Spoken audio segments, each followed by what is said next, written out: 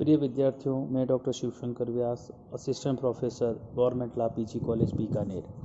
LLB first year की हमारी class professional ethics, lawyers accountability and bar bench relations, वृत्तिक आचार, अधिवक्ता की जवाबदेही एवं बार बेंच संबंध। और हमारा टॉपिक चल रहा है एडवोकेट्स ड्यूटी टूवर्ड्स क्लाइंट। एक अधिवक्ता के अपने क्लाइंट के प्रति या मुवक्किल के प्रति क्या कर्तव्य हैं। पिछली क्लास में हमने 4 बिंदुओं पर चर्चा की थी। आज हम उससे आगे शुरू कर रहे हैं। नियम नंबर 5 कि अधिवक्ता का कर्तव्य है कि वह मुवक्किल के हितों का भय रहित समर्थन करते हुए मामलों की प्रतिरक्षा करे। नियम 15 के अनुसार प्रत्येक अधिवक्ता का यह कर्तव्य है कि वह अपने मुवक्किल के हितों की रक्षा निर्भय होकर और सम्मानजनक साधनों से, बिना स्वयं या किसी अन्य को अप्रिय परिणाम होने को महत्व देते हुए, उसे अभियुक्त के दोषों के प्रति अपने व्यक्तिगत राय पर ध्यान दिए बिना प्रतिरक्षा इस बात को मस्तिष्क में ध्यान रख के करनी चाहिए कि उसकी वफादारी विधि के प्रति है। यहाँ पर आपका जो पेपर का पैटर्न है, वहाँ पर एक छोटा क्वेश्चन बन जाता है 2 नंबर का, his loyalty is to the law, के एक अधिवक्ता की वफादारी कानून के प्रति है, व्याख्या कीजिए। तब आपका प्रश्न बनेगा, 2002 में भी पूछा है, 2007 में भी पूछा है इस तरीके से प्रश्न को। तो आप बताएंगे कि एडवोकेट्स ड्यूटी टूवर्ड्स क्लाइंट जो है हमारा टॉपिक, उसके नियम 15 में इस बात को बताया गया है कि एक अधिवक्ता की ड्यूल पोजीशन है, कि एक अधिवक्ता पर दोहरा दायित्व है। प्रथम कि वह मुवक्किल के मामले का समर्थन करना और उसकी प्रतिरक्षा करना। सबसे पहली उसकी ड्यूटी क्या है कि जो क्लाइंट उसके पास में आया है वह उसके मामले का समर्थन करे, उसको डिफेंस करे। इसके साथ ही साथ ऐसा करते समय उसकी वफादारी कानून के प्रति भी है, उसे भी निभाए।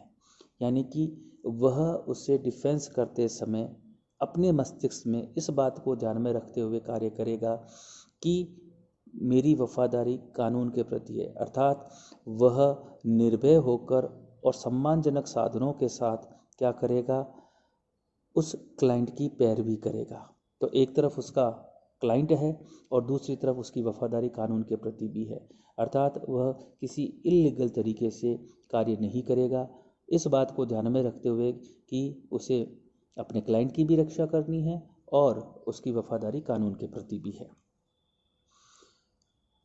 6 नंबर की बात करें ड्यूटी की, कि एडवोकेट का ये कर्तव्य है कि वह ऐसा आचरण न करे जिससे निर्दोष व्यक्ति को दोषित किया जा सके। नियम 16 के अनुसार अभियोजन के आपराधिक विचारण के प्रस्तुत होने वाला अधिवक्ता इस ढंग से अभियोजन करेगा कि निर्दोष व्यक्ति दोषित न हो पाए। बड़ी सिंपल सी बात है कि वह कोई भी ऐसा कंडक्ट नहीं करेगा जिससे कि किसी निर्दोष व्यक्ति को दोषित ठहराया जा सके। नियम नंबर 7 और बड़ा ही इम्पोर्टेंट है, अधिवक्ताओं का कर्तव्य है कि वह भारतीय साक्ष्य अधिनियम की धारा 126 के द्वारा आरोपित बाध्यताओं का उल्लंघन न करे। समझना, छोटे क्वेश्चन में भी इस चीज़ को पूछा जा सकता है। नियम 17 कहता है कि अधिवक्ता इंडियन एविडेंस एक्ट, भारतीय साक्ष्य अधिनियम की धारा 126 के द्वारा जो उसके ऊपर आभार आरोपित किए गए हैं उसको भंग नहीं करेगा। और 126 क्या कहता है, प्रोफेशनल कम्युनिकेशंस, वृत्तिक सहसूचनाओं से रिलेटेड हमारा एविडेंस एक्ट का सेक्शन 126 है। अब पहले बात करें कि एविडेंस एक्ट का सेक्शन 126 है क्या। एडवोकेट एक्ट, एविडेंस एक्ट का 126 क्या कहता है कि किसी भी बैरिस्टर, प्लीडर, अटर्नी, वकील, विधिक सलाहकार, अधिवक्ता को न तो ये बताने की अनुमति दी जाएगी और न ही ये बताने के लिए बाध्य किया जाएगा कि नियोजन के दौरान उसके मुवक्किल ने उसे क्या सहसूचना दी। क्या कह रहा है कि बैरिस्टर, प्लीडर, अटर्नी, वकील, अधिवक्ता को ना तो बताने की अनुमति दी जाएगी, वो अगर चाह रहा है कि तो ना तो कोर्ट उसे अनुमति देगा, ना ही कोर्ट उसे बाउंड करेगा। किस बात के लिए, कि वह उस बात को बताए कि नियोजन के दौरान उसके मुवक्किल ने उसे क्या सूचना दी, परंतु ऐसी सूचना देने वाला मुवक्किल स्वयं ऐसी बात की साक्ष्य देने की सहमति दे दे तो साक्ष्य दिया जा सकता है। अगर क्लाइंट खुद ही एडवोकेट को परमिट कर दे कि नहीं वकील साहब आप उस बात को बता सकते हो, तो बताया जा सकता है। ये नियम तब लागू होगा जब सूचना नियोजन के दौरान दी गई हो। और नियोजन शब्द का क्या अर्थ है? नियोजन का अर्थ वास्तविक नियोजन नहीं है। यदि मुवक्किल ने नियोजन के आशय से भी कोई सूचना दी है तो भी 126 लागू होगा।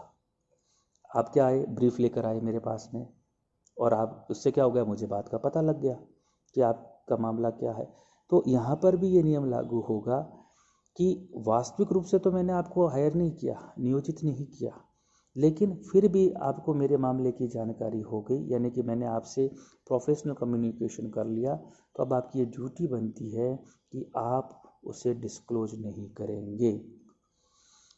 ये नियम 126 का ऐसी सूचना के विषय में लागू बना रहता है चाहे नियोजन पूरा हो गया हो, मुकदमा समाप्त हो गया हो, यानी कि पूरी बात हो गई, मामला निपट गया, उसके बाद भी आपको डिस्क्लोज करने की परमिशन नहीं दी जाएगी। और सबसे इम्पोर्टेंट इसमें 126 में एक बात और क्या कही गई है कि ये प्रावधान यानी कि वृत्तिक सूचनाओं को न देने का जो नियम है 126 में, ये वकील के जो क्लर्क हैं और दुभाषीय हैं उन पर भी लागू होगा। कैसे, समझिए बात को।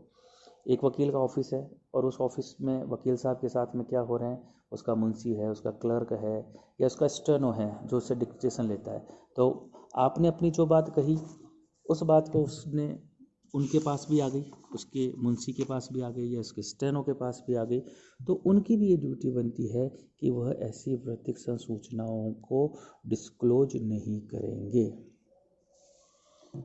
नियम नंबर नेक्स्ट 8, अधिवक्ता का कर्तव्य है कि वह मुकदमेबाजी को उकसाने में किसी भी समय पक्षकार नहीं बने।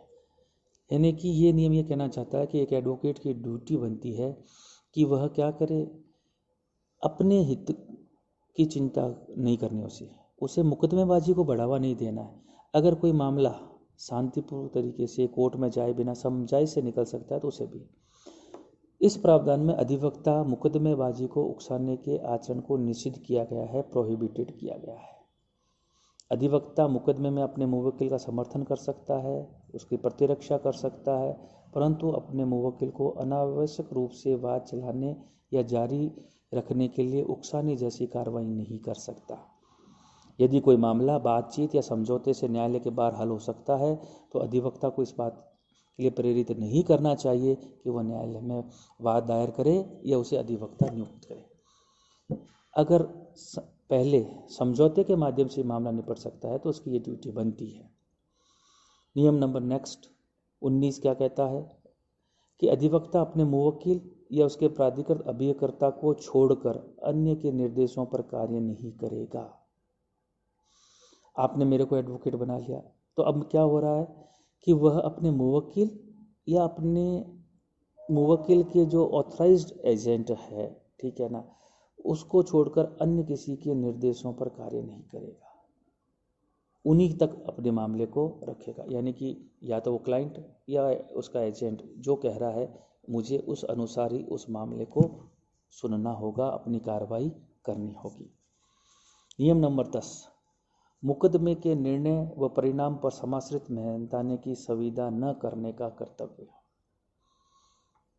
ये पॉइंट ये कहता है कि एक एडवोकेट मुकदमे के निर्णय या परिणाम पर समाश्रित मेहनताने की संविदा न करने का कर्तव्य। कि साहब अगर फैसला ऐसा आ गया तो मेरी फीस ये होगी, ऐसा आ गया तो फीस ऐसे होगी, तो परिणाम पर आधारित फीस नहीं लेगा। नियम नंबर 20 ये कहता है कि समाश्रित मेहनताना या फीस का अनुबंध नहीं कर सकता, क्योंकि समाश्रित फीस अथवा मुकदमे की सफलता पर आधारित फीस को लोक नीति के विरुद्ध माना गया है और इस प्रकार की फीस से संबंधित करार भारतीय संविदा अधिनियम की धारा 23 के अंतर्गत शून्य डिक्लेयर किए गए हैं। ऐसा जो एग्रीमेंट होगा वह पब्लिक पॉलिसी लोक नीति के विरुद्ध होने की वजह से सेक्शन 23 के अंतर्गत उसे शून्य घोषित किया गया है। अब बात आई कि साहब वह ऐसा क्यों किया गया है कि समाश्रित फीस नहीं लेगा? इसका सबसे बड़ा रीज़न ये है कि अगर वह उस में परिणाम के आधार पर फीस तय कर लेगा तो वह वकील की जगह एक तरीके से क्लाइंट हो जाएगा, उसका उस मामले में हित छूट जाएगा, वो निष्पक्ष रूप से उस मामले की पैरवी नहीं कर पाएगा। इसलिए नियम बनाया गया है कि वह ऐसा कृत्य नहीं करेगा। डॉक्टर CL आनंद के अनुसार ऐसा करार विधिक व्यवसाय को लॉटरी बना देता है जो उसके सम्मान को घटाता है। ऐसी दशा में अधिवक्ता वाद की मेरिट को ध्यान में नहीं देता और वाद में सफलता प्राप्त करना उसका एकमात्र लक्ष्य रह जाता है। अब क्या हो गया, आप एक तरीके से उस मामले में एडवोकेट की जगह क्या बन गए हो, पार्टी। आपने चौगा तो पहन रखा वकील का, लेकिन आप बन क्या गए हो, उसके क्लाइंट, क्योंकि आपको लगता है कि अगर मैं इस मामले में जीतूंगा तो ही मुझे इतनी फीस मिलेगी, और उस चक्कर में वो एडवोकेट क्या कर लेगा, सारी मामले की पैरवी उस हिसाब से करेगा कि उसे मेहनताना अच्छा मिले। तो इस प्रकार के नियम बनाए गए हैं जो लोक नीति के विरुद्ध होने की वजह से वह इसमें कार्रवाई नहीं कर सकता। आगे के नियमों की चर्चा हम अपने क्लास में कल करेंगे। धन्यवाद।